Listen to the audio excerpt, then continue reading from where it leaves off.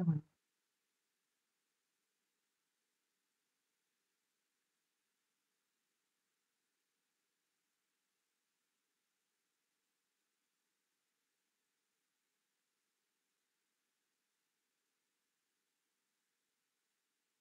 Ya, ya. Nggak boleh, nggak boleh, nggak boleh.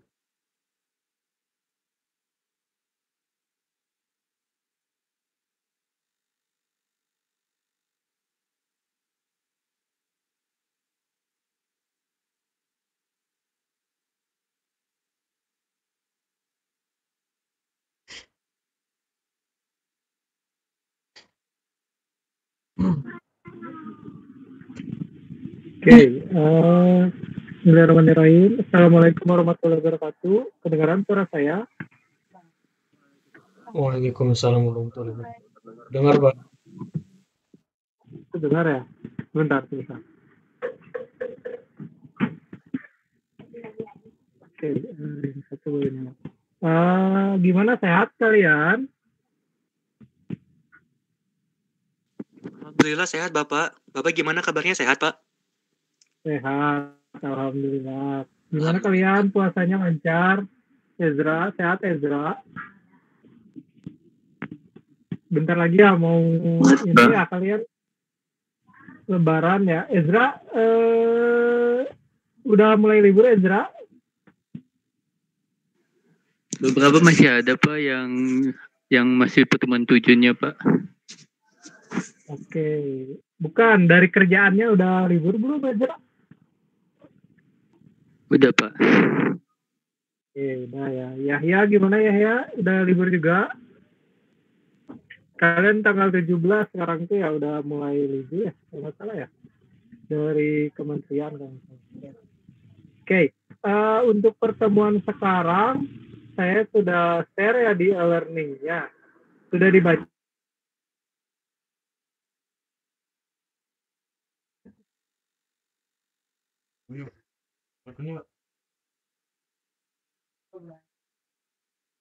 Bye.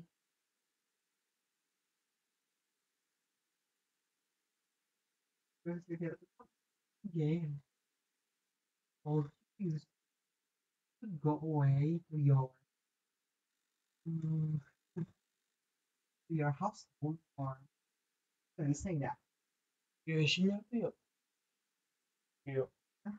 Wifi isinya tuh. Iya, iya. Well, kenapa sih? Dan hanya itu ya asal banyak. Nah.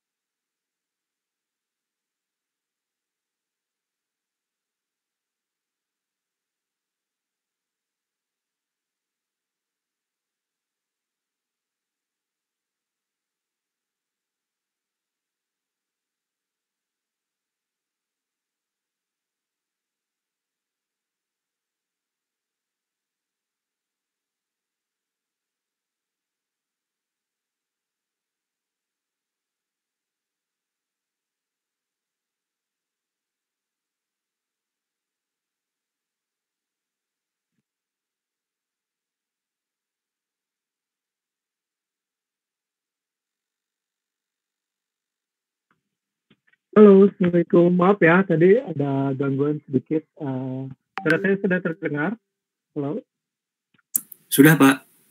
Ya, ya, maaf ya. Tadi mungkin di sini hujan kayaknya. Kalau di tempat kalian hujan ya? Di tempat saya gede, Pak. Gede, Pak. Hujan, Pak. Gede ya? Ya, di sini makanya Bapak pindah sedikit dari sinyalnya. Padahal Bapak pakai Bayu nih. Lumayan kenceng, tapi nggak tahu nih lagi hujan kayaknya ya. Oke.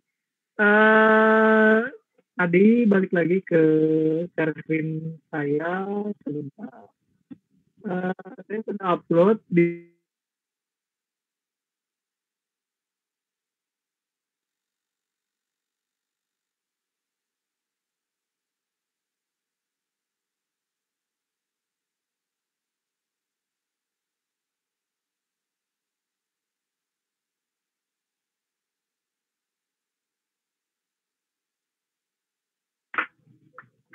Astagfirullah. Ini sinyalnya mungkin padahal di situ bagus nih. Oke, nggak apa-apa lah. Sudah terlihat? Saya share screen. Sudah, Pak. Sudah, Pak. Sudah ya. Oke. Di sini kelompok 1 Google Drive-nya belum dikirim ya, Gilang, kelompok Gilang, Chandra, Mulki di Google Drive ya. Di sininya ya, di line drive-nya. Jadi Bapak cek masih ada yang masih belum mengumpulkan di Google Drive-nya ya. Kalau Gilang, ada Gilang, kelompok Gilang, Mulki, Chandra. Ya, boleh ya, nanti kirim ya di Google Drive-nya ya. Oke. Baik, Pak. Oke. Sekarang di learning-nya saya sudah share. Sebentar, saya matikan dulu. Takutnya mengganggu dalam penyampaian saya. Oke. Di pertemuan 7 ini tentang bug tracing, map tracking database. Ini lebih nanti ke kelompok, ada kan ya tentang bug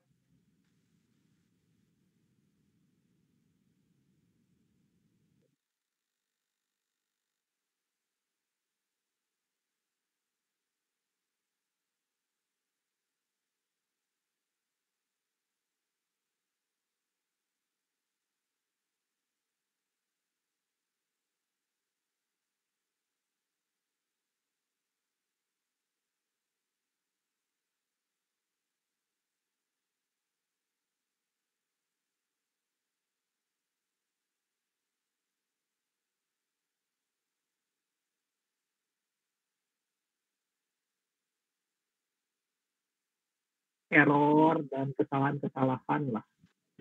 Oke, maaf di sini saya share screen kelihatan kan ya? Lihat, Halo? Pak. Oke. Lihat ya. Oke. Di sini tentang bug. Bug adalah suatu kesalahan pada software yang menyebabkan program tidak berfungsi dengan semestinya. Nah, error, nah ini sering kalian dapati lah kalau dalam program. Error adalah perbedaan atau kesalahan perhitungan atau prediksi yang tidak sesuai dengan yang diharapkan, sehingga program atau software tersebut tidak bisa melakukan apa yang diinginkan. Bug tracking adalah sebuah software yang dirancang untuk membantu quality assurance dan membantu programmer untuk mengarsipkan laporan bug dan error sebuah software. Intinya nanti kita bisa melacak lah di mana si kesalahan tersebut dan nanti bisa kita perbaiki lah. Nah, oke. Bug tracking software pada umumnya diintegrasikan dengan software manajemen proyek. Oke, tradisional report bug secara konvensional melaporkan bug error ke programmer, teriak atau bicara langsung ke programmer, ditulis di kertas, dikirim melalui email, dikirim melalui insight manager. Oke, cara reporting bug atau error tradisional akan menjadikan catatan bug atau error berserakan di mana-mana dan sulit untuk diarsipkan. Manfaat bug tracking atau pelacakan bug yaitu 1. Menghindari catatan bug atau error yang hilang, menghindari bug yang terlewat diperbaiki, mengurangi kemungkinan duplikasi bug, mengingatkan programmer untuk menyelesaikan bug atau error.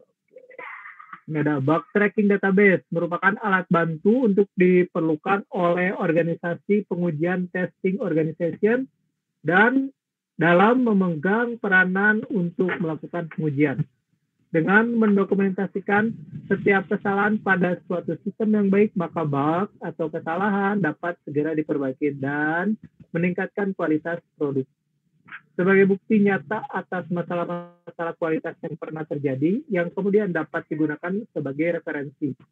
Oke, jadi bug ini sangat penting ya untuk kita resiko.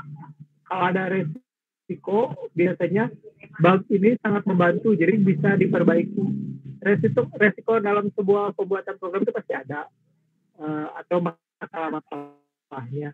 Bagaimana kita untuk mencari solusinya supaya bisa ada nilai toleransi yang sedikit lah dalam kesalahannya. Kesalahan pasti ada, tapi intinya bagaimana kita untuk bisa memperbaiki atau mungkin bisa meminimalisir si kesalahan tersebut. Oke. Nah, di sini ada keuntungan penggunaan bug tracking database. Adapun keuntungan menggunakan bug tracking database adalah mengkomunikasikan bug dengan jelas, memudahkan pemantauan dan pencarian bug yang pernah terjadi dengan melakukan penomoran bug secara otomatis, dan lain sebagainya lah ya. Oke, yang paling Bapak tekankan di sini, nah ini kalian bisa baca lah ya, ini laporan bug. Nah, di sini, langsung aja ke akhir ya. Nah, di sini, kita ada workflow dari si bug itu. Di sini ada reject, review, open. Nah, ini, di sini kita ditutup, dites, dibuka kembali. Nah, ini lebih ke aliran kerjanya lah. Dan ini bagian dari question, player, and handoff in the bug life cycle. Ini dari keseluruhan si bug-nya. Di sini ada developer, tester. Nah, ini bug report. Oke, di sini sih poin yang pentingnya. Jadi, kalian nanti kalau membuat program, nah, yang penting atau yang harus ditekankan di sini. Jadi, sebelum kalian buat program tuh, kalian harus mengetahui juga apa aja nanti yang bakalan ada dalam kesalahan-kesalahan yang ada dalam aplikasi kalian tuh.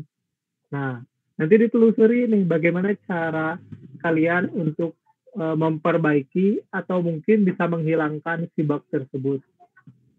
Oke, nah intinya sih ini buat meminimalisir si kesalahan dalam pembuatan aplikasi kalian. Ini ada contohnya ya.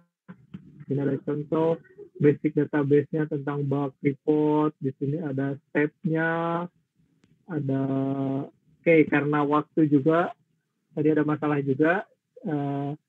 Di sini ada workstation dan lain sebagainya. Nanti kalian tinggal baca aja ya materi dari saya sudah share juga di e-learning-nya.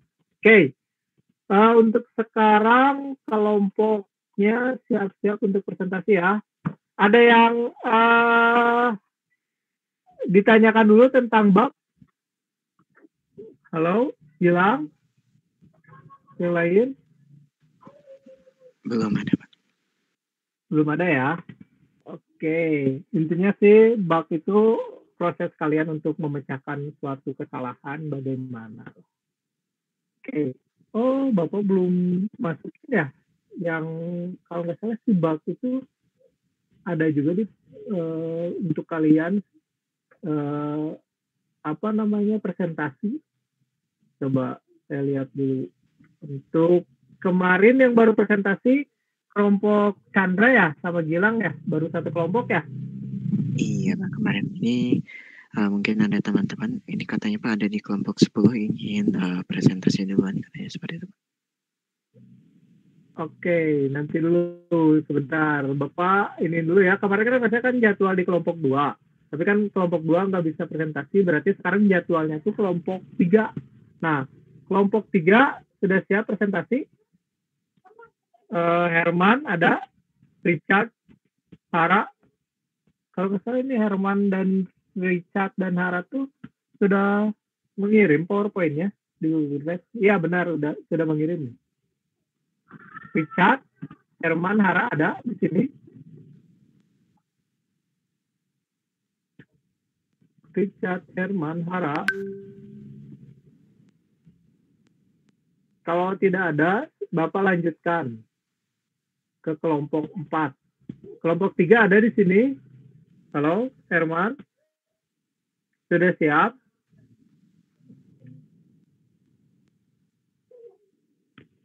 Tidak ada ya? Gilang tidak ada ya? Untuk siapa Pak? Mohon maaf. Herman, terus Richard sama Hara. Ada tidak? Kalau Hara belum ada, Herman belum ada juga Pak. Kalau Richard di sini belum ada juga Pak. Belum ada. Kalau kemarin ada kalau nggak salah, tapi nggak apa-apa lah. Oh, debugging itu sebenarnya ini kelompok 7. Nanti kelompok 7 lebih jelas nih. Ada nih, seni debugging. Kalau nggak salah kelompok Anissa ya? Anissa ya? Debugging ya? Halo Anissa? Ya, benar. Berarti nanti tinggal presentasi dilanjutkan lah. Lebih jelasnya. Oke. Berarti sekarang kelompok 4. Kelompok 4 tuh Bima, Lutfi, Novi, Dia, Faza. Ada di sini Bima? Hadir Pak. Novi ada Boleh. Pak. Siap? Hadir Pak. Oke, boleh. Siap presentasi? Siap Pak, insya Allah. Boleh langsung di share screen Bima ya.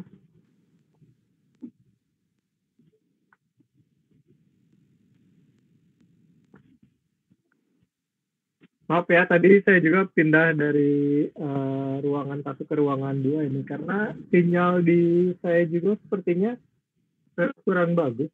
Hujan nih.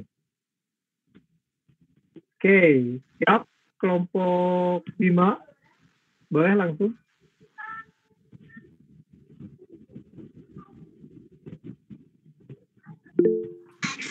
Pak, ada suaranya Pak? Sudah ada. Masih. Assalamualaikum warahmatullahi wabarakatuh. Sebelumnya izin perkenalkan diri. Kami dari kelompok 4 yang beranggotakan saya sendiri Novi Dinur Ramdaniati Saliha. Terus ada rekan-rekan saya Muhammad Lutfi Nur, Bima Marshall, Muhammad Paja, sama Dia. Baik, untuk yang pertama kepada Kang Bima dipersilahkan.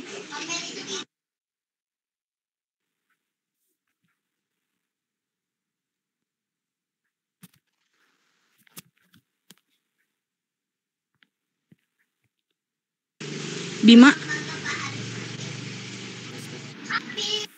Itu slide-nya belum berubah.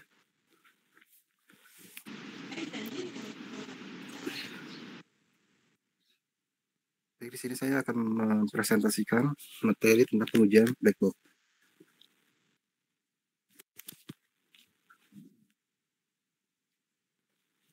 Untuk slide selanjutnya.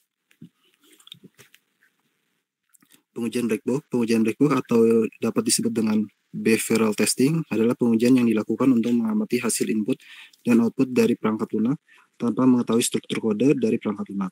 Pengujian black box dirancang dan digunakan untuk memperlihatkan bahwa fungsi-fungsi yang ada pada perangkat lunak bisa beroperasi, bahwa inputan diterima dengan baik dan output dihasilkan secara tepat, serta integritas informasi eksternal dipelihara dengan baik. Pengujian black box ini pada umumnya dilakukan di akhir pembuatan perangkat lunak untuk mengetahui apakah perangkat lunak dapat berfungsi dengan baik.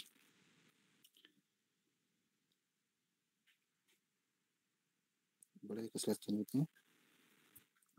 Teknik pengujian black box, ada beberapa teknik pengujian black box. Yang pertama ada all fire testing. Pengujian pengujian ini digunakan untuk menguji semua kemungkinan kombinasi dari seluruh sistem berdasarkan input parameter.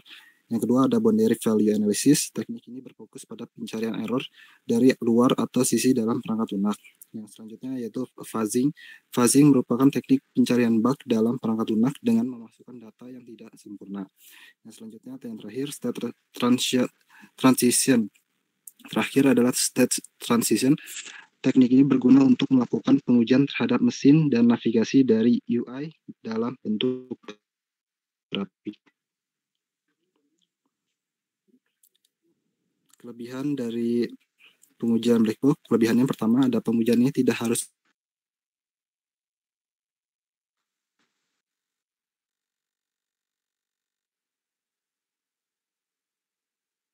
perlu memeriksa kode. Kekurangan dari pengujian black box yang pertama berkemungkinan kesalahan yang tidak terdeteksi. Yang kedua berkemungkinan terdapat bagian back-end yang tidak diuji sama sekali. Dan yang ketiga, berkemungkinan pengujian harus dilakukan kembali oleh programmer.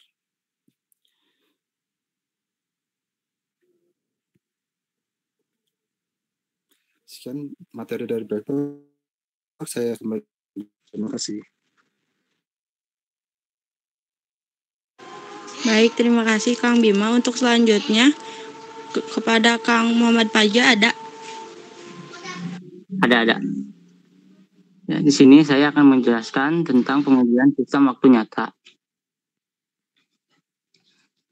Pengujian sistem waktu nyata dalam teknologi informasi, istilah waktu nyata atau real time adalah kondisi pengoperasian dari suatu sistem perangkat keras dan perangkat lunak yang dibatasi oleh rentang waktu dan memiliki tenggat waktu atau deadline yang jelas relatif terhadap waktu suatu peristiwa atau operasi terjadi. Pengujian sistem waktu nyata atau real time adalah metode pengujian sistem yang harus menghasilkan respon yang tepat dalam batas waktu yang telah ditentukan. Jika respon komputer melewati batas waktu tersebut, maka terjadi degradasi, performansi, atau kegagalan sistem.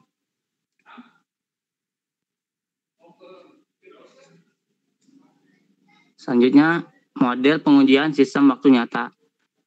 Ini dibagi menjadi 3, yaitu ada hard real-time system, soft real-time system, dan terakhir firm real-time system.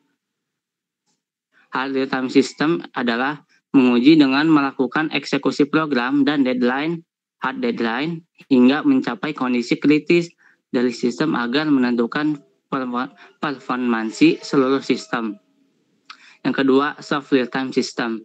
Menguji dengan melakukan eksekusi program dengan tidak mencapai batas kondisi kritis dari sistem agar ketika sistem tidak mampu memenuhi deadline, sistem tidak akan gagal.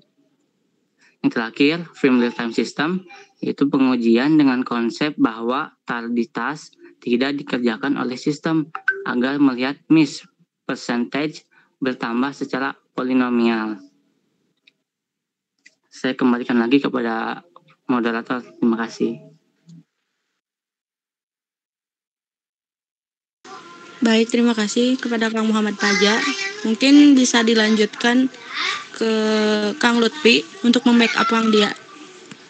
Baik, akan saya backup untuk Kang Dia. Saya akan menjelaskan tentang alat uji otomatis. Alat uji otomatis atau ATA adalah peralatan uji otomatis atau alat pengujian otomatis adalah mesin terkomputerisasi yang menggunakan instrumen uji untuk melakukan dan mengevaluasi hasil uji fungsionalitas, kinerja, kualitas, dan tingkat kritis yang dilakukan pada perangkat dan sistem elektronik. Sesuai namanya, ATE mengautomatiskan peralatan dan proses pengujian elektronik manual secara tradisional. Alat ini berusaha meminimalisir proses pengujian dengan interaksi manusia. Perangkat yang diuji oleh ATE termasuk sirkuit terpadu atau IC, papan sirkuit tercetak PCB, hard disk drive atau HDD atau HDD, dan berbagai sistem elektronik. Komponen alat uji otomatis antara lain adalah perangkat keras, perangkat lunak, instrumen uji, dan sumber sinyal. Perangkat keras terdiri dari server, catu daya, backplane, PCIe atau PXI, input dan output analog, input atau output digital, dan outlet AC/DC. Perangkat lunaknya itu adalah modul sistem seperti sistem pengembangan pengujian, sistem pengelolaan pengumpulan, penyimpanan, pelaporan, dan sistem analisis data. Untuk instrumen uji terdiri dari osiloskop penyimpanan digital atau DSO, multimeter digital atau meter induktansi, kapasitansi, dan resistansi atau LCR. Sumber sinyal seperti generator bentuk gelombang dinamis atau AWG, generator fungsi, generator pulsa, atau generator frekuensi radio RF. Manfaat uji otomatis antara lain adalah 70% lebih cepat dari pengujian manual, cakupan uji yang lebih luas dari fitur aplikasi, selanjutnya ada menghemat waktu dan biaya, lalu intervensi manusia tidak diperlukan saat eksekusi, meningkatkan efisiensi, kecepatan yang lebih baik dalam menjalankan tes, skrip uji yang dapat digunakan kembali, yang terakhir umumnya pengujian dapat sering dan menyeluruh. Saya kembalikan lagi kepada moderator. Terima kasih. Baik, terima kasih kepada Kang Lutfi. Mungkin cukup sekian dari kelompok 4. Barangkali dari rekan-rekan ada yang mau ditanyakan? Ya, beres ya. Boleh ada yang bertanya? So.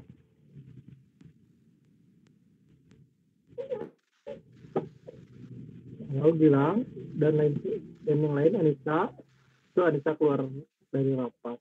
Nggak tahu nih, yang Bapak juga sinyalnya kayaknya lagi kurang bagus. Kadang masuk, kadang enggak. Tapi yang Novi bagus tuh sinyalnya. Tadi yang punya Bima terus punya Lutfi juga tadi ada sedikit ini ya, lep-lepan lah. Oke, ada yang bertanya dari yang lain? Yahya? Dari saya tidak ada, Pak. Tidak ada, kalau nggak ada dari saya sih. Nggak ada ya? Oke, ini kalian tentang black box ya?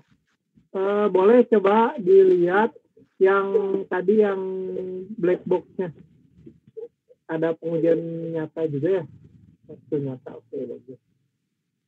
Bapak udah cek juga di... Yang ini, Pak. Oke. Yang black box. Yang black box. Ini, Pak. Oke, black box.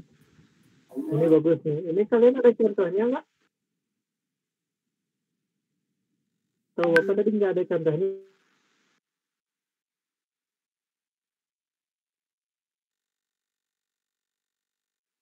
Iya, ada contoh.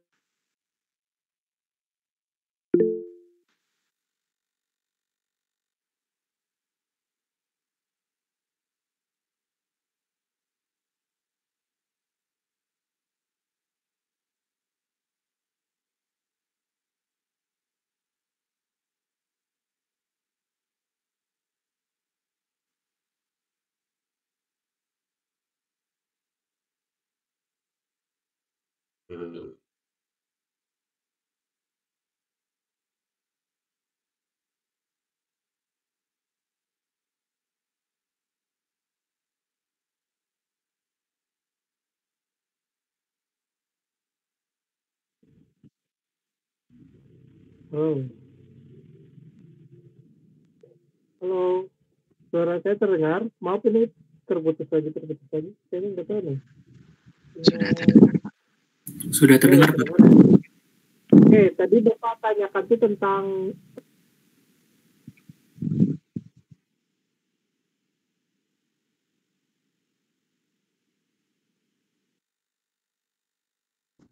Bima sama Novi dan yang lain. Ya, apa Pak? Saya ada contoh black box-nya nggak? Contoh black box? Lupa dimasukin. Ada di slide-nya, coba Bapak ingin lihat. Nggak dimasukin, Pak. Oke.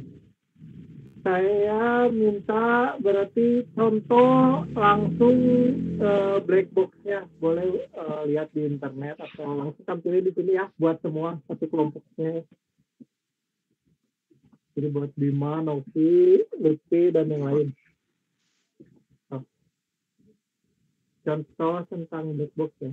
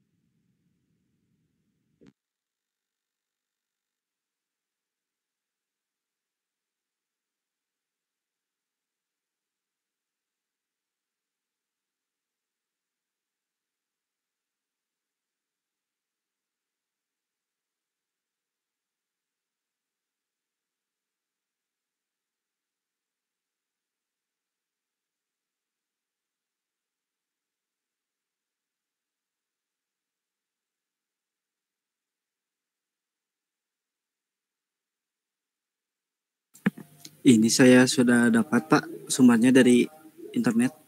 Boleh langsung ditampilkan aja, Lutfi. Baik Pak.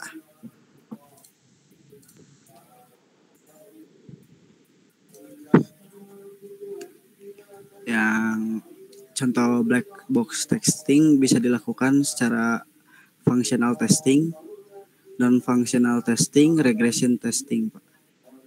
Oke. Kayak gimana contohnya ada? Waktu kemarin ada yang saya lupa siapa namanya yang menggunakan black box gitu. Ada nggak? Cari lagi coba contohnya aja. Jadi nanti saya jelasin di akhir. Baik Kak, saya coba cari dulu Pak.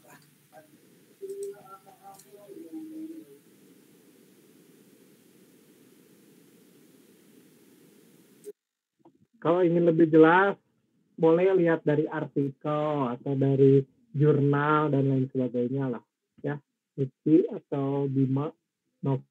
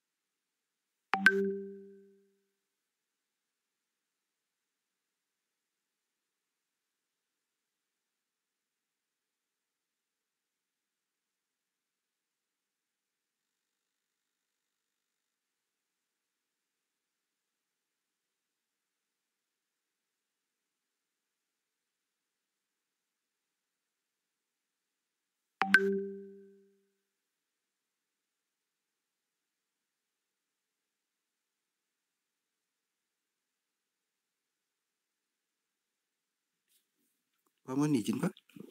Sudah ada. Oke, boleh nah itu. Oke, boleh rada diperbesar. Lutfi, rada diperbesar. Dikit. Nah, lagi sedikit lagi. Oke. Stok boleh di ini.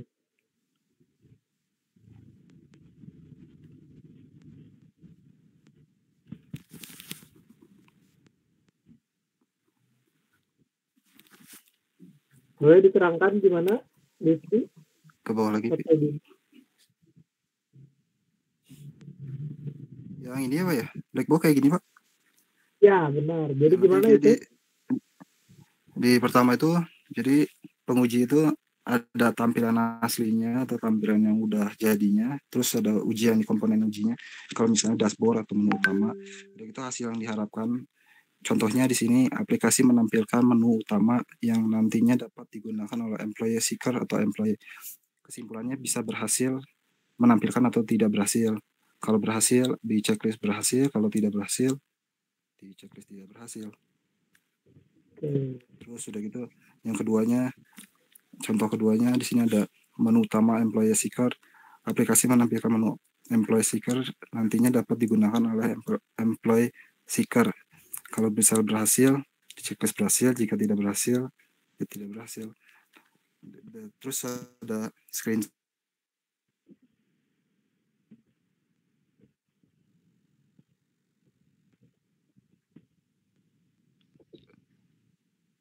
Selanjutnya ada menu ketiga atau menu utama employee. Ada sampingnya, ada screenshotnya. Jika yang hasil yang diharapkan, ada aplikasi menampilkan menu utama employee yang nantinya dapat digunakan oleh employee. Jika berhasil, di checklist berhasil. Jika tidak berhasil,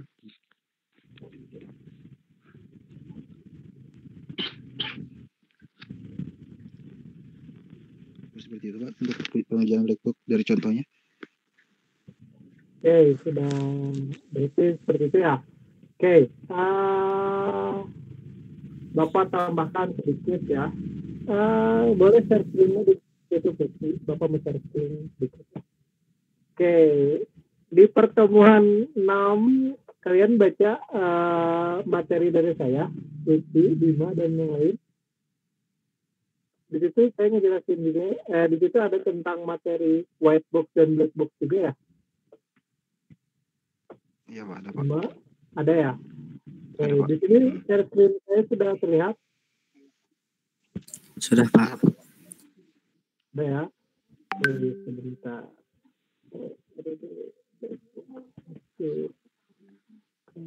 Salah dia halaman.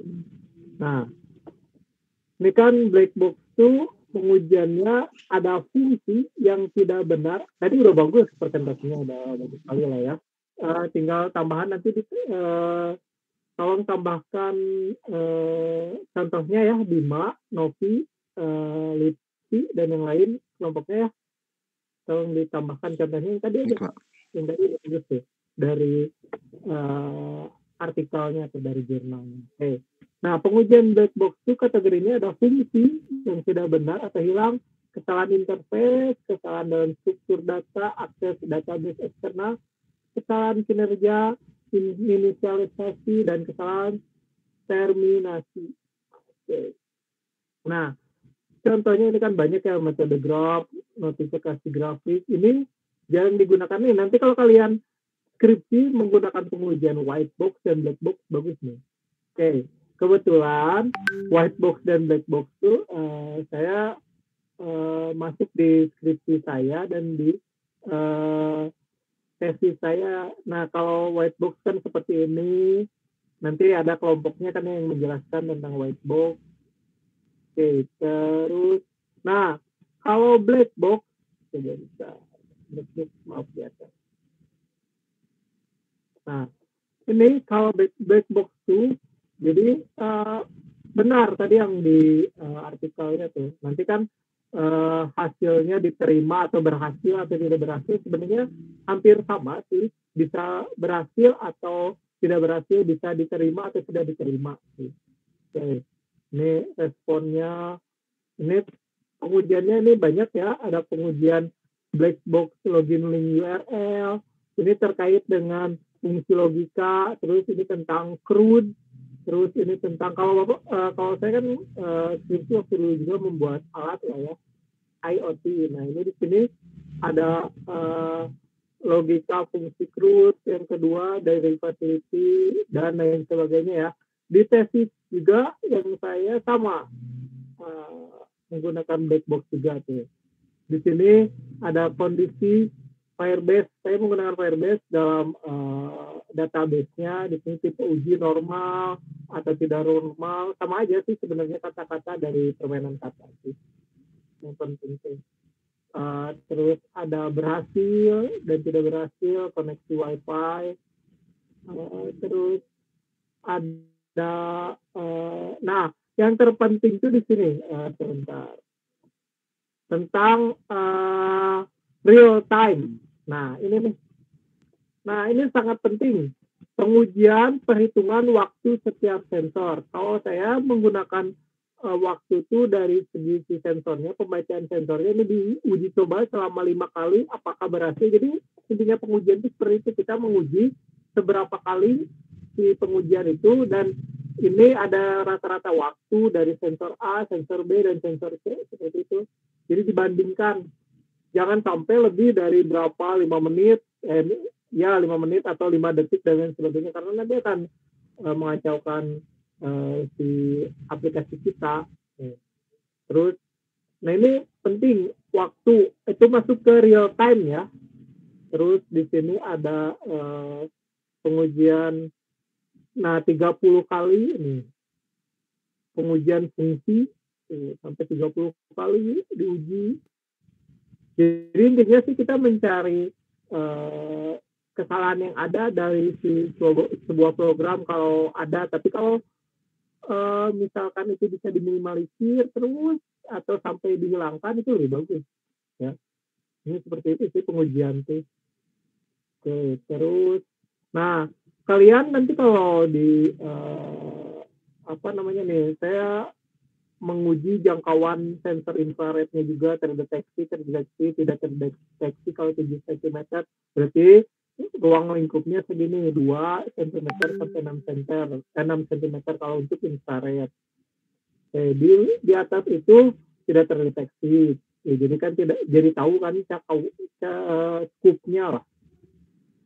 Terus, nah yang paling penting itu di sininya untuk black box tuh. Nah, real time database. Nah, real time database ini penting untuk pengujian di black box tersendiri, karena di real time ini kita menguji tentang waktu penyampaian terhadap si database-nya.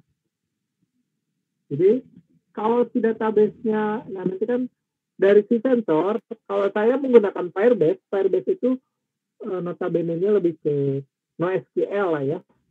Kan kalau MySQL itu udah ada SQL-nya, jadi ada terstruktur lah. Kalau ini menggunakan Firebase, mungkin barulah sekarang ini. Nah, ini kita mendeteksi dari si sensor keluar masuk ke dalam si real-time database-nya. Oke, sampai sini mengerti untuk black box? Bima khususnya, Lutfi, dan yang lain ya, buat pengetahuan yang lain. Mengerti, ya. Pak. Oke, jangan lupa ya, contohnya nanti dimasukin ya. Boleh nanti di-update ulang aja si PowerPoint-nya ya. Siap. Lutfi dan Bima. Oke. Boleh ditutup Lutfi dan Bima?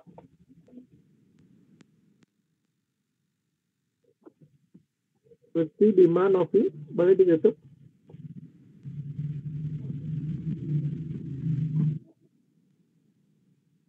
Halo, Novi, Bima, Lutfi, boleh ditutup? Saya wakili saja ya Pak ya. Sekian Ya, presentasi boleh. dari kelompok kami, kelompok 4. Mohon maaf jika ada kesalahan atau kekurangan. Sekian. Wassalamualaikum warahmatullahi wabarakatuh. Waalaikumsalam warahmatullahi wabarakatuh. Oke, bagus presentasinya sudah Bapak nilai juga. Oke, jangan lupa kalau ada yang mau nanya, boleh nanti dapat poin juga ya. Oke, satu kelompok lagi aja lah ya.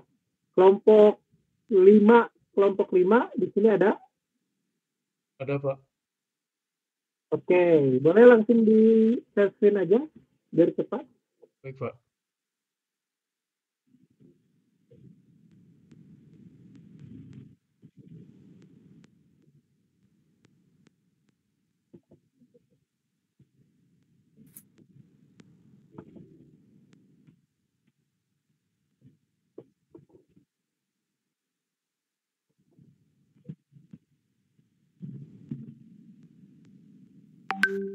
Sudah terlihat, Pak? Sudah. Ya, baik, Pak. Assalamualaikum warahmatullahi wabarakatuh. Waalaikumsalam warahmatullahi wabarakatuh. Pada kesempatan kali ini, saya sebagai moderator dari kelompok 5 akan mempresentasikan hasil tugas pada mata kuliah pengujian perangkat lunak.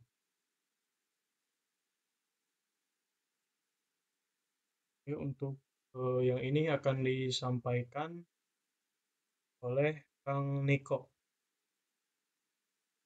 Silakan Kang Niko. Baik, terima kasih. Materi pertama yaitu tentang pendekatan strategis terhadap pengujian perangkat lunak, yang dibagi menjadi 4 tahapan. Untuk tahapan pertama yaitu unit testing. Unit testing lebih berfokus pada unit terkecil dari perangkat lunak. Jalur kontrol yang penting diuji untuk menguak kesalahan pada modul tersebut. Pengujian ini umumnya berorientasi white box testing dan bisa dilakukan secara paralel untuk modul yang bertingkat. Pengujian mengenai jalur eksekusi merupakan tugas penting selama unit testing. Kasus uji mesti dirancang untuk menguak kesalahan yang berkaitan dengan kesalahan komputasi, komparasi, dan aliran kontrol yang tidak tepat. Untuk tahap 2 yaitu integration testing. Integration testing dilakukan dengan teknik sistematis dalam mengkonstruksi struktur program sambil melakukan pengujian dalam menguak kesalahan yang berhubungan dengan interfacing. Sasarannya ialah modul yang telah diuji pada unit testing dan konstruksi program dari modul tersebut sesuai dengan rancangan perangkat lunak. Next. Untuk tahapan ketiga yaitu validation testing.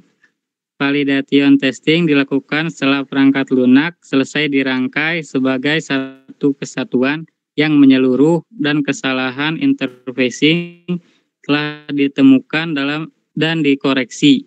Validasi berhasil jika segala fungsi pada perangkat lunak sesuai dengan kebutuhan klien. Validasi testing diperoleh melalui serangkaian pengujian black box testing yang memperlihatkan kesesuaian kebutuhan perangkat lunak. Semua skenario uji dirancang untuk memastikan semua persyaratan fungsional telah terpenuhi. Semua persyaratan kinerja telah tercapai, semua dokumentasi telah benar, dan persyaratan lainnya seperti kompatibilitas, maintenance, dan kemampuan pulih dari kesalahan telah dipenuhi. Untuk tahapan keempat yaitu sistem testing. Pada sistem testing pengujian yang sasarannya adalah keseluruhan sistem, terdapat beberapa tipe dari sistem testing, diantaranya adalah sebagai berikut.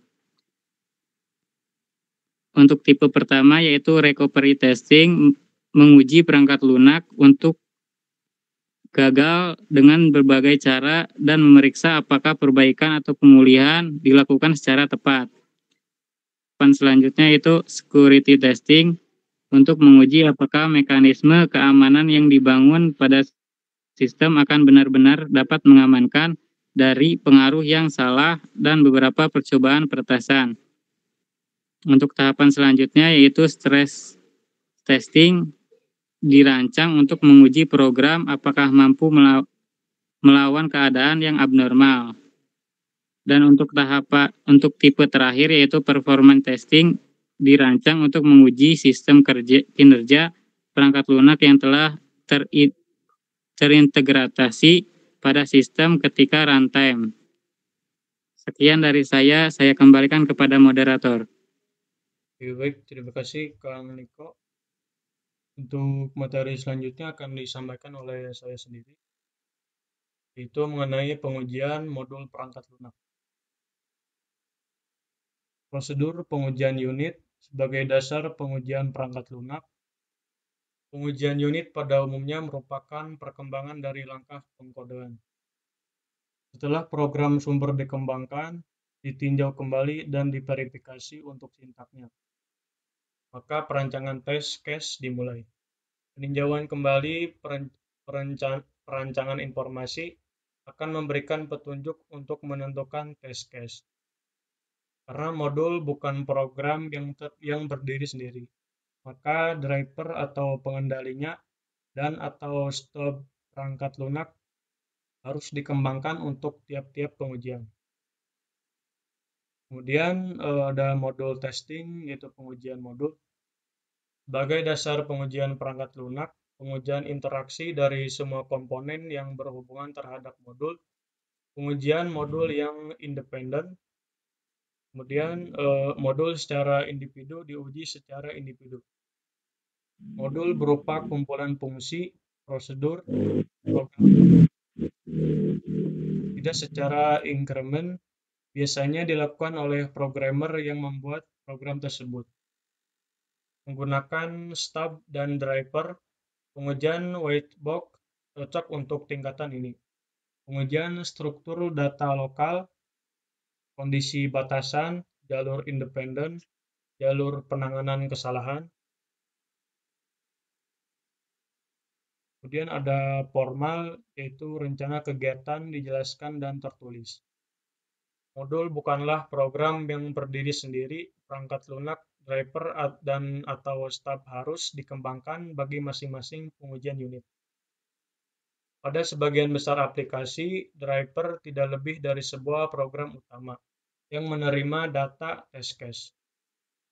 Data sampai ke modul untuk diuji, kemudian mencetak hasil yang relevan.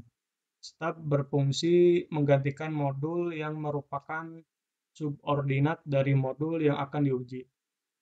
Stub menggunakan interface subordinat untuk melakukan manipulasi data, minimal mencetak, entry, dan kembali. Kemudian pengujian integrasi yaitu merupakan teknik yang sistematis untuk mengkonstruksi susunan program sambil melakukan pengujian untuk memeriksa kesalahan yang nantinya digabungkan dengan interface. Sasarannya adalah untuk mengambil modul yang dikenai pengujian unit dan membangun struktur program yang telah ditentukan oleh desain. Kesulitannya adalah lokalisasi error yang sulit ditemukan pada saat proses. Terdapat interaksi yang rumit antara komponen sistem dan juga ketika ditemukan output yang menyimpang. Mungkin sulit untuk menemukan sumber error tersebut. Oke, mungkin sekian dari saya. Untuk selanjutnya akan disampaikan oleh Saudari Windy. Silakan, Windy.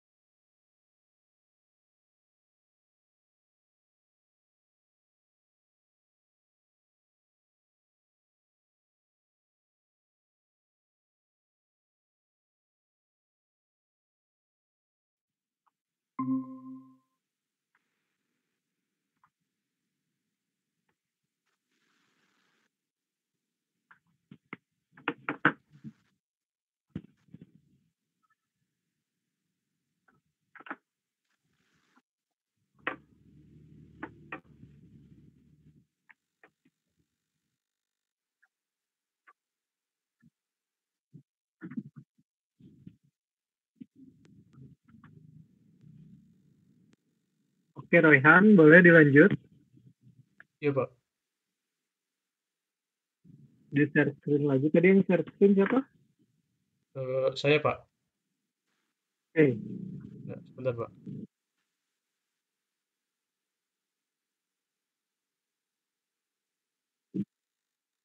Udah terlihat belum, Pak? Sudah terlihat. Oke, untuk bagian materi ini akan disampaikan oleh Saudari Windy. Pada Windy, dipersilakan. Baik, terima kasih Kang Royhan. Assalamualaikum, izin masuk. Untuk yang selanjutnya akan dijelaskan oleh saya, Windy Handayani. Di sini ada pengujian terintegrasi. Apa itu pengujian terintegrasi? Nah, pengujian terintegrasi didefinisikan sebagai jenis pengujian di mana modul perangkat lunak diintegrasikan secara logis dan diuji sebagai kelompok. Proyek perangkat lunak terdiri dari beberapa modul perangkat lunak yang dikodekan oleh pemrograman yang berbeda. Nah, tujuan dilakukan pengujian terintegrasi ini yaitu untuk menguji otomatisasi serta mengekspos kerusakan dalam interaksi antar modul-modul perangkat lunak ketika terintegrasi. Dan fokus utamanya yaitu mengecek interaksi pada interface dari setiap sistem yang ada. Dan mengapa harus pengujian terintegrasi? Yang pertama itu ada perubahan persyaratan klien pada saat mengembangkan modul, karena persyaratan yang baru biasanya tidak diuji di unit. Yang kedua yaitu antar muka modul perangkat lunak dengan database bisa saja keliru. Yang ketiga, antar muka perangkat keras eksternal juga jika ada bisa juga keliru. Yang keempat itu penanganan pengecualian yang tidak memadai dapat menyebabkan masalah.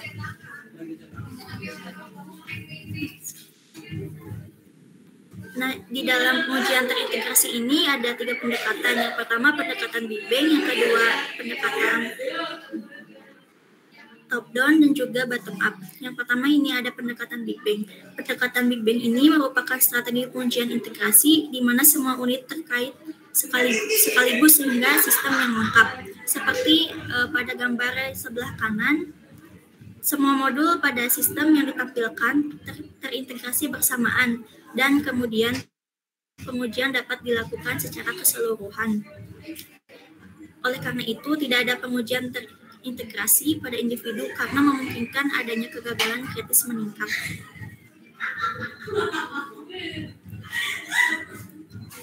Yang kedua itu ada pendekatan top down. Pendekatan top down ini pengujian berlangsung dari atas ke bawah seperti yang terdapat pada contoh gambar pada sebelah kanan. Pengujian langsung dari atas ke bawah mengikuti aliran kontrol atau struktur arsitektur dari GUI atau menu utama. Pengujian ini membutuhkan bantuan stub untuk pengujian. Baik, untuk yang selanjutnya saya kembalikan lagi kepada moderator. Baik, terima kasih Windy. Untuk selanjutnya akan disampaikan oleh Kang Yahya Dian. Oke, silakan. Baik, terima kasih banyak Kang Royhan. Keuntungan top down. Keuntungannya yang pertama adalah lokalisasi kesalahan lebih mudah. Kedua, kemungkinan untuk mendapatkan prototipe awal. Ketiga, modul kritis diuji berdasarkan prioritas. Cacat desain utama dapat ditemukan dan diperbaiki terlebih dahulu. Kekurangan top down. Kekurangannya yaitu membutuhkan banyak staf dan modul pada tingkat yang lebih rendah diuji secara tidak memadai. Pendekatan bottom up. Seperti digambar di samping kiri, pengujian berlangsung dari bawah kontrol mengalir ke atas. Pendekatan ini memerlukan bantuan driver untuk mengganti komponen atau sistem. Keuntungan bottom up yaitu pertama, jika fitur gabungan modul yang lebih rendah sering digunakan oleh modul lain, maka sangat berguna untuk menguji modul tersebut terlebih dahulu sehingga integrasi sistem lebih efektif.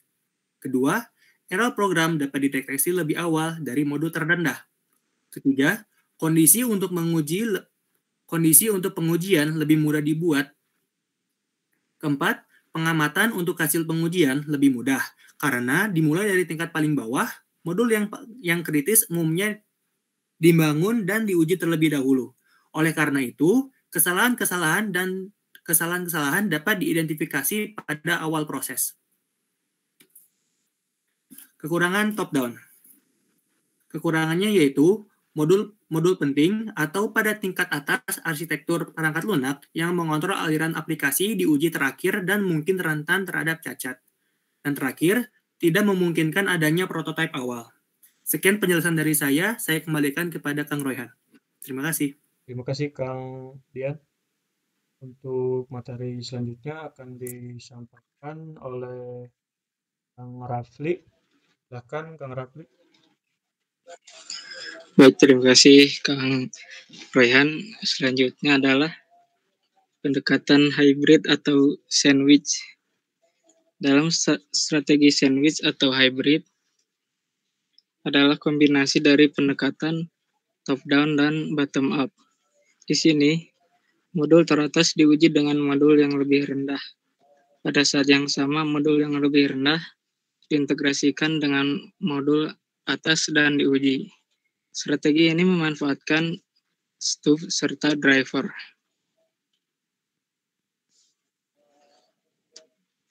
Next. Selanjutnya, prosedur pengujian terintegrasi. Itu ada 5 poin. Yang pertama, mempersiapkan rencana tes integrasi. Yang kedua, desain skenario, kasus, dan skrip uji. Yang ketiga, melaksanakan uji kasus diikuti dengan melaporkan cacat. Yang keempat, melacak dan menguji ulang cacat. Dan yang kelima, langkah 3 dan 4 diulangi sampai penyelesaian integrasi berhasil. Selanjutnya, kriteria entry. Yang pertama, komponen atau modul yang diuji unit. Yang kedua, semua bug yang diprioritaskan tinggi diperbaiki dan ditutup. Yang ketiga, semua modul menjadi kode yang diselesaikan dan diintegrasikan dengan sukses. Yang keempat, rencana tes integrasi, uji kasus, skenario yang akan ditandatangani dan didokumentasikan. Yang kelima, lingkungan uji yang diperlukan harus disiapkan untuk pengujian integrasi. Selanjutnya, kriteria keluar. Ada 4 poin. Yang pertama, pengujian aplikasi terintegrasi yang berhasil. Yang kedua, kasus uji yang dieksekusi didokumentasikan. Yang ketiga, semua bug yang diprioritaskan tinggi diperbaiki dan ditutup. Yang keempat, dokumen teknis yang akan dikirim diikuti oleh note release. Next. Selanjutnya ada pedoman terbaik untuk pengujian terintegrasi. Yang pertama, tentukan strategi uji integrasi yang dapat diadopsi dan kemudian menyiapkan kasus uji dan data uji yang sesuai. Kemudian pelajari desain arsitektur aplikasi dan identifikasi modul kritis. Ini perlu diuji berdasarkan prioritas. Yang ketiga, dapatkan desain antarmuka dari tim arsitektur dan buat kasus uji untuk memverifikasi semua antarmuka secara detail. Antarmuka ke basis data atau aplikasi perangkat keras atau perangkat lunak eksternal harus diuji secara terperinci. Selanjutnya, setelah uji kasus, data uji yang memainkan peran penting. Yang kelima, selalu siapkan data tiruan. Sebelum dieksekusi, jangan memilih data uji saat menjalankan kasus uji. Jadi next.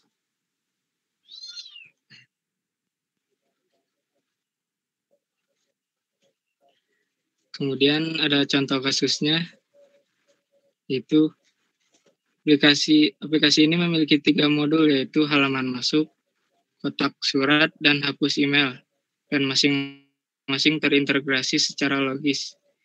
Demikian pula kotak surat, yaitu periksa integrasinya ke modul hapus surat. Untuk ID kasus uji yang pertama, tujuan uji kasus. Periksa tautan antarmuka antara modul login dan kotak surat. Untuk deskripsi test case-nya, masukkan kredensial masuk dan klik tombol login. Untuk hasil yang diharapkan, untuk diarahkan ke halaman kotak surat. Untuk ID yang kedua, untuk tujuan uji kasusnya, periksa tautan antarmuka antara kotak surat dan hapus modul surat. Itu deskripsi test case-nya. Dari kotak surat, pilih email dan klik tombol hapus. Dan hasil yang diharapkannya, email yang dipilih akan masuk di folder dihapus atau sampah. Baik, saya kembalikan lagi kepada moderator. Oke, baik. Terima kasih Kang Rapli. Oke, mungkin sekian presentasi dari kelompok. Sebentar, Rehan, sebentar. Ya, Pak. Jangan dulu ditutup. Ada yang bertanya dulu dari yang lain. Bagus presentasinya tentang pengujian terintegrasi ya, Rehan. Oke, ada yang ditanyain yang lain? Kalau tidak ada nanti dari saya. Anissa, tadi Windy lagi buka bareng atau gimana? Suaranya kayak ada lagi di luar ya?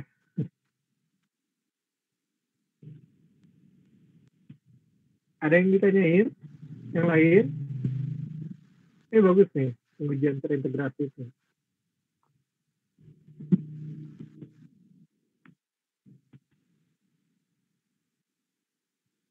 Oke, kalau nggak ada, karena waktu juga ini, boleh coba dari saya aja lah. Coba Royhan, slide tadi yang menjelaskan tuh, kalau nggak salah, di akhir Nur Rafli ya, boleh. Di slide yang tentang modul kritis. Sekali lagi. Nah, cukup tadi. Bukan. Kanan lagi. Nah, ini yang kedua. Nur Rafli ada di sini, Nur Rafli? Hadir, Pak. Oke, yang kedua tuh.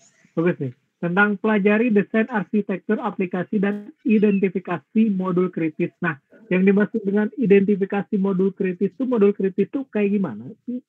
Boleh buat semua nih, Royhan, Nur Rafli, dan Niko, dan yang lainnya. Boleh searching dulu di website atau di mana. Entah apa, Pak. Ini yang kedua.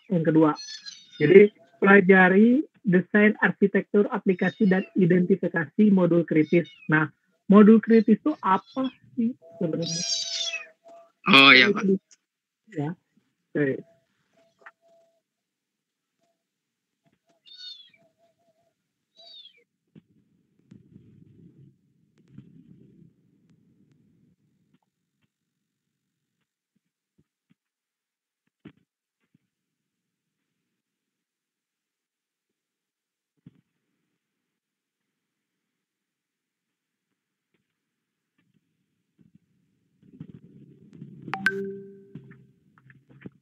Sok dicari dulu ya sebelum kalau sudah boleh langsung berbicara lah ya. Oke, kalau nggak salah kan minggu depan kalian udah minggu tenang ya, kan libur dulu Lebaran. Biasanya kalau kalian Gilang, Anissa dan yang lain, Royhat itu kalau UTS kalian di e-learning atau di mana? Karena di e-learning saya lihat nggak ada UTS ya. Kalau saya kelas offline, Pak. Oh, kelas offline. Biasanya kelas online, Anissa, Gilang? Biasanya di e-learning sih, Pak. Kalau misalkan memang melihat untuk yang sebelum-sebelumnya kayak gitu sih, Pak. Di e-learning ada di bagian apa? Di tugas atau apa? Biasanya di situ, Pak. Kalau kita cek teh seperti pada saat untuk seperti biasa sih, Pak, menu utama nanti tinggal diklik ikut mengenai ujian seperti itu, Pak. Apa mungkin belum ada di yang saya ya? Oke, nanti saya tanyakan lah di akademik. Itu biasanya di learning ya. Tapi saya sudah menyiapkan sih buat nanti. Oke, nanti saja lah. Terus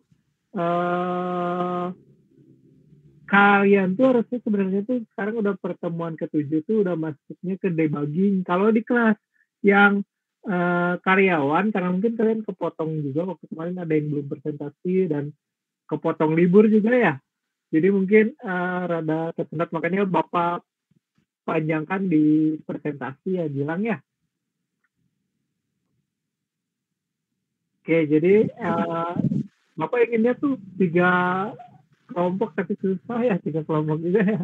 Kalian jadi 2 kelompok udah mau hampir beres ya waktunya ya, Gilang ya. Ya Pak, ini karena jam 8 ada mata kuliah lain Pak, kayak gitu. Benar, soalnya kalau di kelas karyawan tuh sampai 3 hampir muka 4 malah. Oke, nggak apa-apa lah. Jadi makanya yang saya lebih maju, tapi sama saya dipangkas sedikit sih materinya, biar kalian juga nanti mencari di PowerPoint-nya yang lain ya. Kayak gitu ya, bilang ya. Oh ya, Pak. Oke. Berarti minggu depan udah minggu tenang, dan minggu depannya lagi kalian udah UTS. Oke, gimana Yahya dan yang lain? Rafli izin menjawab Pak. Ya, boleh. Izin menjawab Pak. Boleh. Kalau identifikasi modul kritis yaitu merupakan suatu proses untuk mengidentifikasi modul atau bagian dari sistem yang memiliki dampak paling signifikan pada kinerja dan keandalan sistem secara keseluruhan. Untuk tujuannya dari identifikasi modul kritis adalah untuk memprioritaskan pengujian, perbaikan, dan pemeliharaan pada bagian-bagian sistem yang paling penting, sehingga risiko kerusakan sistem dapat diminimalkan. Kemudian dalam pengembangan perangkat lunak, identifikasi modul kritis dapat dilakukan dengan melakukan analisis risiko, mengidentifikasi fungsi-fungsi kritis, atau dengan melakukan pengujian regresi untuk menemukan bagian-bagian sistem yang paling rentan terhadap perubahan. Kemudian setelah modul kritis diidentifikasi, langkah selanjutnya adalah mengambil tindakan untuk memastikan bahwa modul tersebut terus berfungsi dengan baik dan dapat mendukung kinerja pada sistem secara keseluruhan. Oke, kurang lebih seperti itu, Pak. Oke, bagus penjelasannya. Intinya sih modul kritis itu yang diprioritaskan ya, Royan ya? Iya, Pak. Ya? Iya, Pak. Nah, jadi yang itu sangat harus malah diuji, karena itu bisa berakibat fatal kalau nggak diuji. Ya, modul itu sama seperti kalian ini kayak bentuknya kayak kalian punya buku, ada modulnya, ada bab-babnya, ini ada subbabnya kayak gitu. Nah, nanti satu bab dalam modul itu harus dikritiskan. Karena kenapa kalau tidak diuji itu bisa fatal akibatnya, bisa berpengaruh ke yang lain. Karena ini kan bagus nih pengujian terintegrasi. Integrasi itu kan saling berhubungan satu sama yang lain. Gitu sih sebenarnya. Bagus saya penjelasannya ya. Iya, Pak. Oke, cukup. Boleh ditutup, Rehan? Oke, terima kasih, Pak. Ditutup dulu, Rehan, Yahya. Oke, mungkin sekian presentasi dari kelompok 5. Kurang lebihnya mohon maaf. Akhir kata saya ucapkan wassalamualaikum warahmatullahi wabarakatuh. Waalaikumsalam warahmatullahi wabarakatuh. Rehan, Yahya, terus yang lain jangan lupa itu masukkan ke Google Drive. Belum ada ya di Google Drive-nya ya? Oh iya, Pak. Ya, jangan lupa ya, perwakilannya aja langsung kirim ya. Siap, Oke, karena waktu udah tinggal 3 menit lagi, boleh langsung di kameranya dinyalain. Gimana, Bima? Bapak mau... Yang untuk kelompok 4 udah diupdate ya, Pak ya? Ininya, oke, nanti saya cek di drive-nya ya, nanti saya cek. Oke. Ya udah, sudah ditambahkan Pak. Terima kasih. Ya, oke, boleh di kameranya dibuka dulu, saya mau sesi foto dulu biasa. Oke. Oh, Windy ternyata di rumah, saya kira Windy di tempat di mana lagi buka barang. Jadi banyak suara. Oke. 1, 2, 3. Oke, sekali lagi. 1, 2, 3. Sebentar, saya nggak ada ininya. Oke, 1, 2, 3. Oke. Terima kasih ya semuanya ya. Mohon maaf apabila ada salah kata dan maaf tadi juga karena sinyal saya sedang tidak bagus ya. Oke, kalau ada yang ditanyakan bisa langsung lewat WA ya. Bisa lewat grup juga. Dan kalian tuh pertemuan 7 saya udah masuk ke debugging, jadi kalian tinggal baca aja materi saya di e-learning-nya ya. Oke, makasih ya semuanya ya. Terima kasih. Boleh keluar. Hatur nuhun Bapak, izin live Pak. Sama-sama. Terima kasih Pak. Terima kasih, Pak. Terima kasih, Pak. Ya, sama-sama.